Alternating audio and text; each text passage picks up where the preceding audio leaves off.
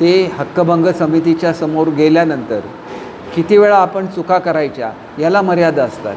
ते जर कोणाच्या तरी वतीने बोलत असतील तर त्यांनी स्वतः विचार केला पाहिजे की एखादं काव्य करणं इथपर्यंत मर्यादित राहणं किंवा त्याच्यामधून होणाऱ्या विडंबनाचं कोणीही सिरियसली घेत नसतं, परंतु जो विषय एखादा पक्ष बोलतो तो विषय मुद्दा म्हणून आपल्या ह्याच्यामध्ये इन्क्लूड करायचा की ज्याच्याशी त्यांचा संबंध नाही, ज्याची कुठलीही माहिती त्यांना नाही, आणि मग अशा प्रकारे बोलत असताना ते शब्द वापरायचे जे शब्द आक्षेपार्ह आहेत, तर ते त्यांनी जर अवॉइड केलं असतं तर हे प्रकरण काहीच घडलं नसतं।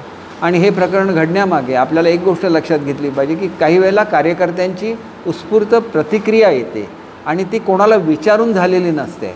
म्हणजे शिंदेसाहेबांचा स्वभाव तर असा आहे, ते अनेक गोष्टी अत्यंत लाईटली घेतात आणि टीकेचं उत्तर हे स्वतःच्या कामातून देतात, आणि त्यांचं हे काम करणं हे महाराष्ट्राला आवडलं आणि म्हणून एवढ्या मोठ्या प्रमाणात त्यांचे आमदार निवडून दिले, महायुतीला चांगला पाठिंबा मिळालेला आहे।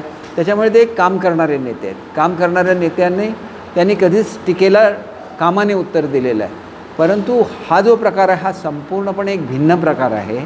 असे प्रकार करावे की न करावे, आता ते एक व्यासपीठावर गेले हक्कभंग समितीच्या, त्या व्यासपीठावर तो निर्णय होईल आणि अनेक वेळेला हे जे निर्णय होतात त्याच्यानंतर कोर्टामध्ये सुद्धा जातात, त्याच्यामध्ये अनेक निर्णय होतात आणि ह्याच्यामधून एक चांगली पद्धती किंवा आपण ज्याला म्हणतो की कशा तऱ्हेने वागायचं याची जी आचारसंहिता होते ती याच्यामधूनच निर्माण होत असते।